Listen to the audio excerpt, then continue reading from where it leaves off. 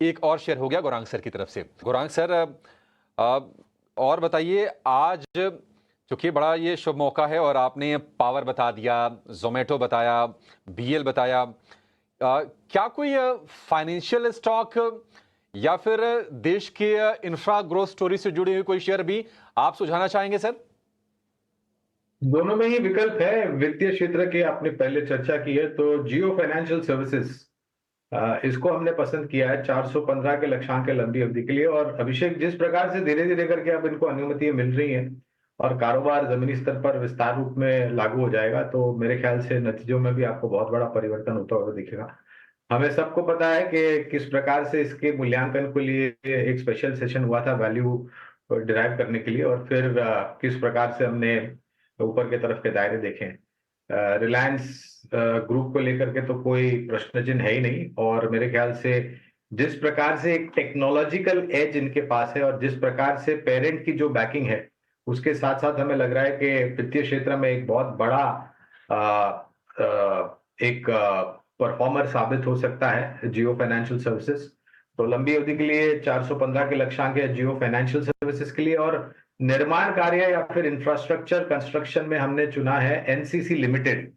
ये कंपनी, एक समय पर जब चुनाव होते हैं आंध्र प्रदेश तेलंगाना में, तो काफी कुछ हलचल हो जाती है, लेकिन ये सब इतिहास हो चुका है। अच्छी ऑर्डर बुक है इनके पास आंध्र प्रदेश और बाकी अन्य राज्यों में। ऑर्डर बुक को एग्जीक्यूट करने के लिए जो अनुभव और जो क्षमता है वो भी काफी बड़ी है। और जिस प्रकार के सरकार और राज्य सरकार के तरफ से निर्माण कार्य होता है, अभिषेक, निरंतर आपको निर्माण कार्य से जुड़ी हुई जो सक्षम और मजबूत कंपनियां हैं उनके ऑर्डर बुक बढ़ते हुए दिखेंगे। और ऑर्डर बुक को एग्जीक्यूट करते करते आपके नतीजों में भी एक बेहतर परिवर्तन हो सकता है।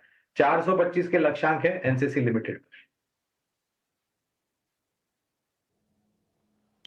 ठीक है, तो ये दो शेयर आपके लिए और हो गए। जियो फाइनेंशियल, इस पे टारगेट होगा 415 का 1 साल के लिए। आप देखिए, अभी तो कंपनी ने अपना कारोबार ठीक से शुरू भी नहीं किया है। अभी धीरे धीरे कह सकते हैं कि एक लॉन्च पैड तैयार हो रहा है और सारी चीज़ों को इकट्ठा किया जा रहा है, एक प्लेटफॉर्म पर लाया जा रहा है। टाई अप्स किए जा रहे हैं बड़ी बड़ी कंपनीज के साथ। ब्लैक रॉक के साथ इन्होंने करार किया था जियो फाइनेंशियल ने, और इसका जो मार्केट कैप है वो है 2 लाख करोड़ रुपए का। जब ये कंपनी डिमर्ज हुई रिलायंस से, उसके बाद हमने शेयर को नीचे गिरते हुए देखा, 200 रुपए के आसपास तक का भाव आया था। वहां से ये रिवर्स करके क्या कमाल की रफ्तार दिखाई है जियो फाइनेंशियल ने। 338 रुपए का इसका भाव फिलहाल है। 415 का टारगेट आपके लिए है 1 साल की अवधि के लिए। और दूसरा, निश्चित तौर पर एनसीसी नागार्जुना कंस्ट्रक्शन कंपनी, ये इसकी भी जर्नी बहुत अच्छी रही है। इसके लिए जो टारगेट बनेगा वो होगा 425 रुपए का। 316 रुपए के आसपास फिलहाल ये शेयर कारोबार कर रहा है और 1 साल की अवधि होगी। देश की इंफ्रा स्टोरी है, अगर उसको मजबूती से आगे बढ़ना है तो उसमें इन कंपनीज का योगदान निश्चित तौर पर रहने वाला है। तो 7 शेयर आपके लिए कुल हो गए। एक बार फटाफट मैं